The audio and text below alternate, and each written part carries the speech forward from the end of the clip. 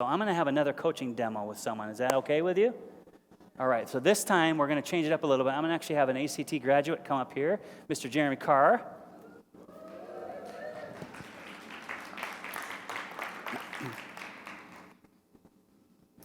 I'm just going to let you introduce yourself really quickly. And Jeremy is actually going to be coaching me. Because I want you to see, this is a man that graduated from the R.T.T. and the A.C.T., and he's been doing some coaching on the side, and he's just an awesome guy. But I want you to see from the perspective of not me just talking about coaching.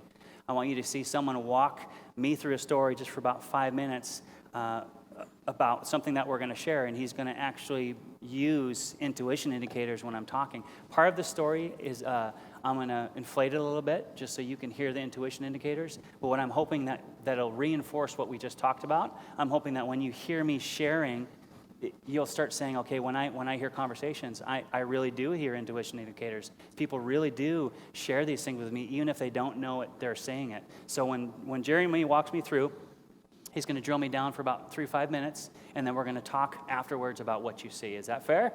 All right, so go for it, Coach. How you doing, Todd? I'm doing fantastic. Why don't you introduce yourself and just share one thing with people so they can put a reality to a face. I'm Jeremy, and I'm sitting up here petrified. You know what? You got this. Yeah. You have all the skills, and I've seen you do it for a long time now. So just trust your curiosity. Yeah. Go for it. I How's trust it going, you. Todd? It's going really well. So last week we were talking about where you wanted to go, what you were doing, the kind of the vision of your life, and you were going to think on it, and we were going to come bring it back up this week. So, yeah. Any new thoughts? Yeah, it's amazing to me because it seems like every time I get to this place, making shifts and growing the things that I'm growing, my coaching business and just being a leader, it feels like I've been here before, right? It feels like there's almost like this reoccurring thing that happens, and I want to get past that thing that feels like the familiar. I want to get past that to, I don't know, where it just feels like it's more of a right shift for me, and it feels like more of a right time to step out in it, and I'm not sure about those things right now, There's just a lot going on. Can you talk about that familiar? You said that a couple of times, like, I'm in a familiar place, it's a familiar feeling. Can you define that? Yeah, it's a good question. For me, it's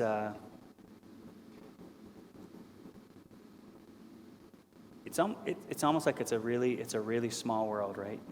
The people that you meet, but it's always the same conversation, and there's always the same need, and just trying to figure out how I can be at all those places at the same time, right? It just doesn't feel like I can do it. There's just so many opportunities, and there's so many people with needs, and there's so many people where this idea applies to them, but I just don't know if I can be there to all those people. Yeah. What does breakthrough, if you were going to define for me what a breakthrough in that is for you, what does a breakthrough look like? Man, that's an awesome question. For me, a breakthrough would just, I don't know, that peace again. That it's hard for me to go forward without peace. A lot of times in life, I've learned that I just have to go forward even if there is no peace, and let the peace catch up to me. So I think a breakthrough would be doing more of these things out of a posture of peace, where I know I'm doing what I'm supposed to be doing. I know that I'm walking through these things. Just the peace isn't there yet. It's just not connecting to the vision yet. So what is unpeaceful? You're in this process.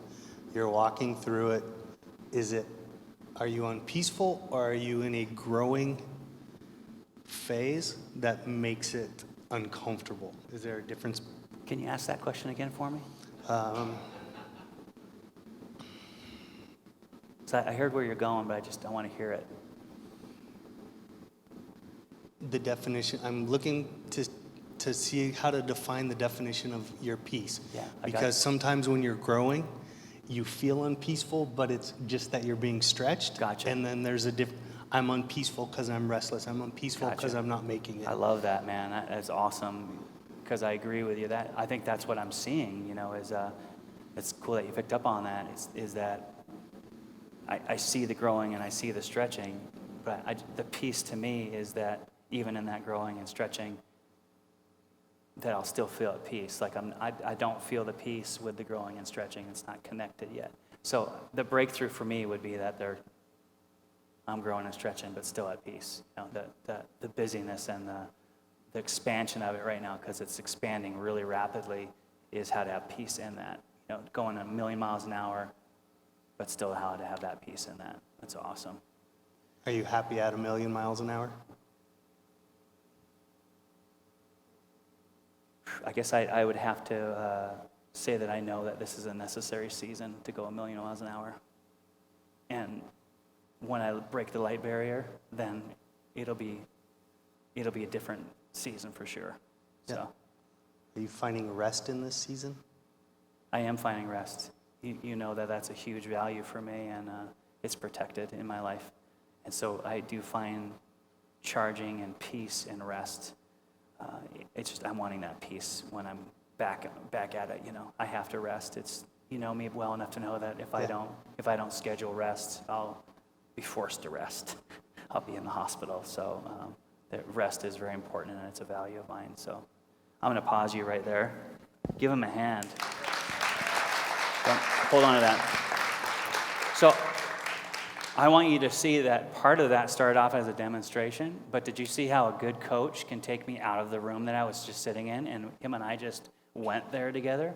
And he knows a little bit about my story, so part of that, you may not have understood everything that we were saying, but we talk a lot about this stuff. But who saw the pattern of that, where he followed? He didn't necessarily say, you're saying pattern, you're saying this, you're saying these intuition indicators. He heard them, and then he asked questions based on those, and we began to go down into finding out really kind of what was going on in my life. So before I asked Jeremy what he thought, just a couple observations from the audience. I'd love to hear a couple thoughts. Yes, let's just go with 3 people, the first 3 to raise their hands, and we'll move right through this, because you really saw in that demonstration someone that was really listening and just followed his curiosity, went down that path. It was pretty awesome.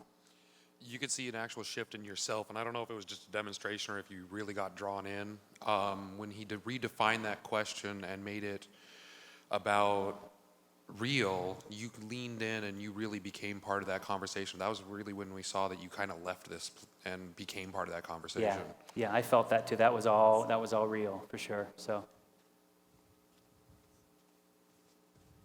I didn't have to fake it long for him to go right there, so it was pretty awesome. I saw that when you, Todd, started, you were pretty broad. And then he with intuition indicators, took questions and it made you narrow. I saw it as a funnel. That's the picture I saw, was a funnel. It was broad at the end, at the beginning, and then he narrowed it to the end. Yeah, awesome. And that's what I saw. That's a great visual. I love that.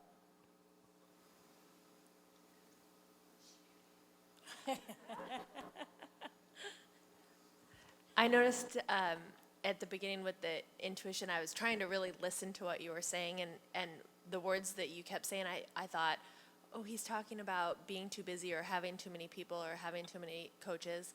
And the very first question that Jeremy asked you was to explain what was familiar.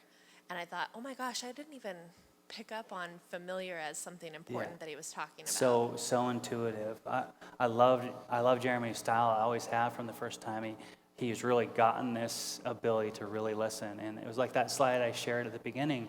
The benefits of really listening is you don't go to assumptions. You don't assume what I'm saying, because he didn't understand and he was following his curiosity and he asked curious questions based on what I was saying.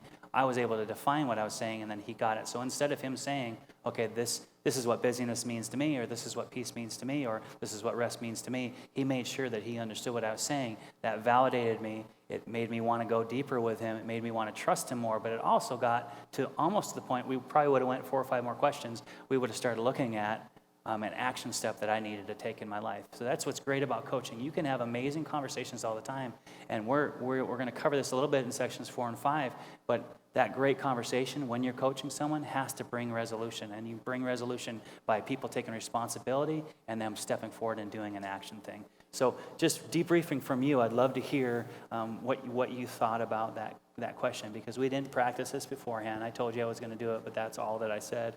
What did you think when you settled your head down and went for it? What was going on in your mind? What did you hear that made you ask those questions? It's normally for me a keyword that gets stuck in my head. So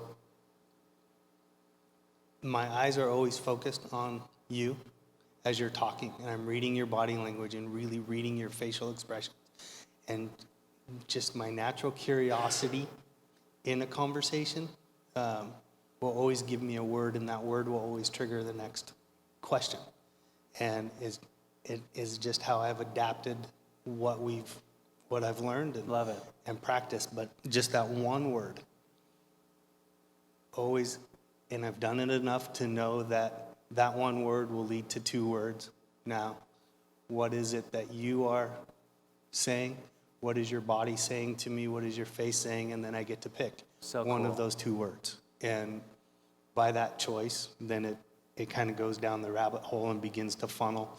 And then, we've come to a place where sometimes there's a dead end there, but I always have the second word that I can go back and say, hey, you said this earlier, and then have a series of questions or a series of thoughts based on that single word. I love it, man. I love it.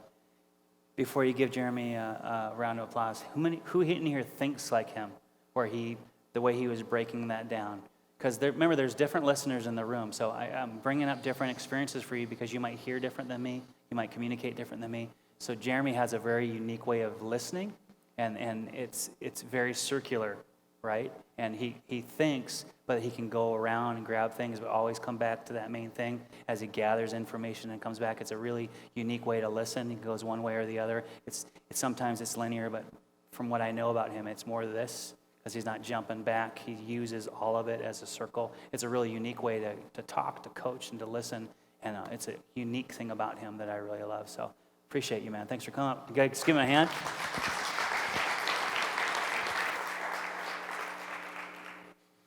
So in that, intuition indicators, they're so important, and they're so much a part of, I don't know, that if you're not listening to people's what they're really saying, it's hard to get where people are taking you, where people are wanting you to go. And so when you get that and you run through it in your mind, but in a way where it doesn't trip you up, when you're able to process, kind of like the way Jeremy does, but it doesn't trip him up. He can be in the conversation. He can bring information back. You may have noticed he has a piece of paper, which is awesome about him. He takes little notes as you're speaking, and that gives him the ability to go back and to talk through. Really, the bottom line is this. When you're dealing with people, in general, just like this iceberg, you're dealing with this part of the person. You're dealing with that 10% of the people that's out of the water. And if you're not taking the time to really get to know the person, if you're not taking the time to really understand what makes them tick, you're going to start offering solutions and advice because you're going to react to what they're saying to you. In the coaching methodology and understanding what coaching is understanding there's so much more to the person that you have to gather in a way that doesn't take you 15 or 20 years to do it. And that's what's great about really listening to what they say is they start revealing that iceberg rapidly. That 90% of them that's below the surface, that 90% maybe that they're hiding or not revealing to you, that 90% can be revealed just through simple conversations of you honoring them. All those core values that we talked about today, and it's not to make you less effective, but it's to make you more effective more rapidly. When people open up to you faster through questions, and when they trust you further, that's when they reveal oftentimes what their real issues are, what their real problems are. And when you can get people to do that, then you can say, okay, I think that coaching isn't going to work for you. It sounds like this issue is really pain-based. It sounds like this is something that you may need to go see a counselor for. Or it sounds to me, I've had to fire several clients through the years, probably more than I want to mention to you, but I had one young man that his intuition indicators on the phone, he would just fly off the handle, just really angrily and repeatedly when I asked him certain questions. And as I followed these intuition indicators, they weren't normal, even for high emotion. They weren't normal. And through a series of questions I asked him, I found out that he stopped taking his medication, and he's bipolar, and he is uncoachable because of where he was. I'm not saying that he can't be coached eventually, but when you're a coach, it's important to be a coach. When you're a counselor, it's important to be a counselor. When you're a mentor, it's important to be a mentor. And when those can overlap, what I'm saying to you is the only way that you can really figure out how to help people get to where they're going is to see what's below the surface. If you're only dealing with that 10%, I would have never understood. I would have kept trying to figure out why he was getting so angry. But because I have some skill and because I've been doing this for a while, it was unusual. It was an unusual anger issue, and I was able to talk about his history items. I was able to follow my discernment about his intuition indicators and hear that it's a hereditary bipolar issue that's gone back generations, and he stopped taking his medication because he was mad at his insurance company. It was something like that, right? And when it was revealed to me, then I was able to say, okay, then I can't take you right now to where you need to go. You need to get back on this medication, and then we can talk further. So what I'm sharing with you today is there's always more to the story. Every individual that you meet, there's more to the story that's causing your relationships not to flourish. There's more to the story about the way that you're trying to lead people, the way that you're trying to guide people. There's more to their story, and if you're not posturing yourself to hear it, to take the time to hear it, you're probably not going to make those shifts in their life that are long-term. You may make short-term shifts, because that's what unsolicited advice sometimes does for people, but I'm about long-term shifts. I'm talking about a deep heart shift in people that lasts long when I'm not around, because if I'm the person, the missing link that has to be in someone's life every day for them to stay healthy, then I'm doing it incorrectly. I want to teach people how to manage who they are and how to grow so they can start doing it to the others. I'm all about reproduction as far as coaching. I'm all about raising up leaders so they can raise up leaders. In order to do that, I have to teach them to change at the heart level. If I just give them methodology, if I just give people techniques, if I just give you coaching techniques today, you may be able to go out and vomit it on someone, and it might kind of work. But if you allow it to change you and to say, you know what, I might be having a hard time communicating with people because my delivery's off, because I'm not really listening, because I'm not really hearing, because I'm not really posturing myself and giving it enough time. You can't go to level 3 listening in a 5-second conversation in the hallway. It's okay to be level 1 in that instance. But when you're wanting to go deeper with someone, you have to know how to posture yourself to do that. Does that make sense? All right, so we're going to practice really quickly. When I'm going to have you pair up, and I'm going to take you turns being the speaker. And that question that I talked to you about earlier, I want you to reference that. So this is what you're going to do. You're going to reference that question, which is what you need to improve or what you need to change in the next 30 days. And I'm going to give you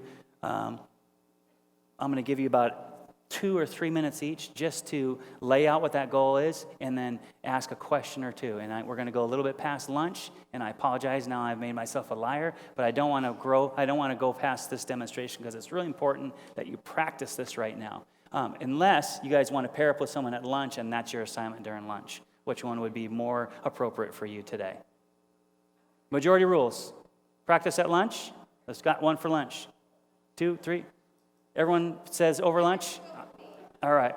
All right, so I want to show you this really cool graphic. This is what happens when you're not really listening to people. You're the toaster and you're burning the toast. So don't be the toaster making toasts. Toast is good on sandwiches, but toast is not good if you're the person trying to be heard. All right, so we're taking a 60-minute break. Please do that assignment. The reason why I want you to do that assignment is because I want this to go deeply into who you are, and the only way that that's really going to happen is you start practicing it out. So you saw me teach it, you saw it demonstrated, now start working it out. So we will see you back here in 60 minutes at 1 o'clock.